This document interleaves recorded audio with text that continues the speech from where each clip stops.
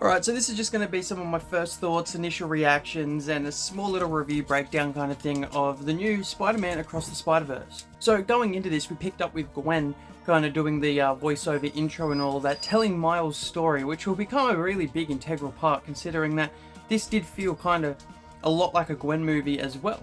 Like, I like the way that they market this specifically is a Spider-Man movie, not just Miles, not just Gwen, not just Miguel, not just Peter, all of that. It's Spider-Man Across the Spider-Verse. Not necessarily Gwen isn't a Spider-Man, but you get my point. We kind of pick up, we just show everything to do with Gwen, and then we cross over and we come over to good old Miles there, and we get a bit more of an explanation on what he's been doing. We get introduced to Spot. This was absolutely brilliant.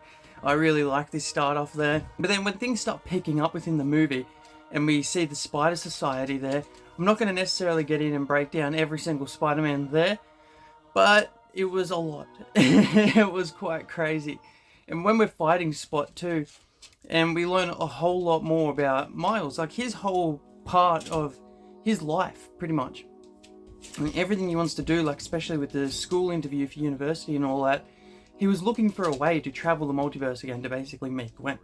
So he was looking for a way to expand that. He is a very intelligent man.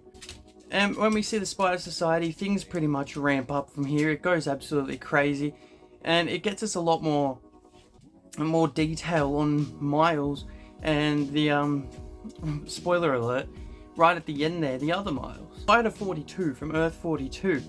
We see the little flashback kind of thing when the Spider is explaining it, and we see that the Spider was going to bite Earth 42 Miles, which would have been absolutely crazy.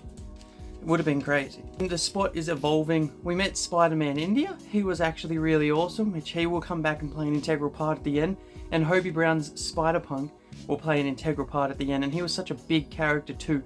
He was behind the scenes kind of basically doing a lot of mentoring for Miles. And specifically with the interrogation scene, basically, when Miles is getting told everything about the Web of Life and Destiny. When they put him in the little bubble and he has to break out with his Venom shock there, we see Hobie Brown put his hands on the force field and basically just nod, which was indicating earlier when he said to use your whole entire palms, not just your fingertips, which once again comes back to play an integral part at the end. So I'm not going to sit here and just recap the entire movie. If you've seen it, you've seen it, you know what is up. I'm not going to do like an Easter egg breakdown, any of that type of stuff, but just express some of the major parts that we see in this movie leading up to it. Going in though, I loved it. It was brilliant.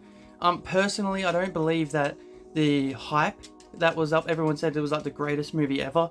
I didn't feel that hype, if that makes sense. Like it wasn't, it was breathtaking. The art was insane and I was pretty much enthralled the whole time. But the hype of like the greatest movie, like pretty much like ever, the greatest Spider-Man movie, the greatest comic book movie ever, while it was definitely up there, I left and I was kind of like, I think it's because I need to see part 2. I think it's because of how it left me.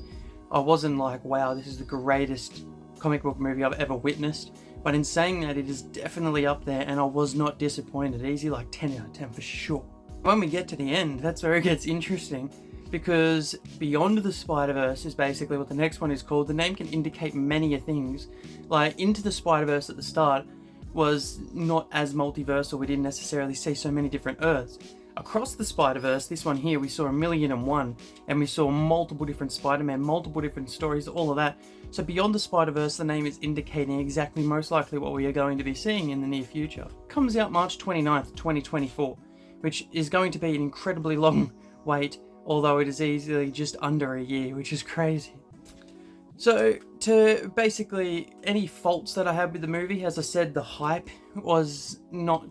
It got me, not, I don't know, I don't go in with high expectations, but I always do go in wanting to enjoy the film, and I did, but the hype of what everyone was saying online kind of confused me a little bit, but nonetheless I enjoyed it.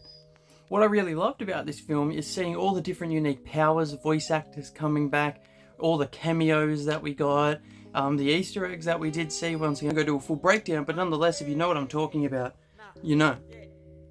So, to top it off where I see this movie going in the future, we're going to obviously be exploring what was happening on Earth 42. Like when the spider, like the home machine took him there, it was because of his blood was the Earth 42 spider bite. They go off the spider bite correlation. So it's going to be weird seeing how this happens, like with Gwen especially forming that team, and this is where Spider-Punk and Spider-Man India come back, and we get Noir, Spider-Ham, Penny. Like, it was absolutely insane. There's going to be a very large battle here, and I don't know where Miguel is going to play into it, because it seems they're not setting up Prowler Miles to be the villain, but it seems the way that it ended there, that's going to be a major integral part. I don't know. That was just a quick recap, overview, first thoughts type of thing, as I saw it probably 2 days ago, but I've been doing other things. If you want to have a yarn about it, we'll do it down in the comment section below. Make sure to subscribe, hit that like button, and we'll get more into some comic book stuff in the future. Alright, catch ya.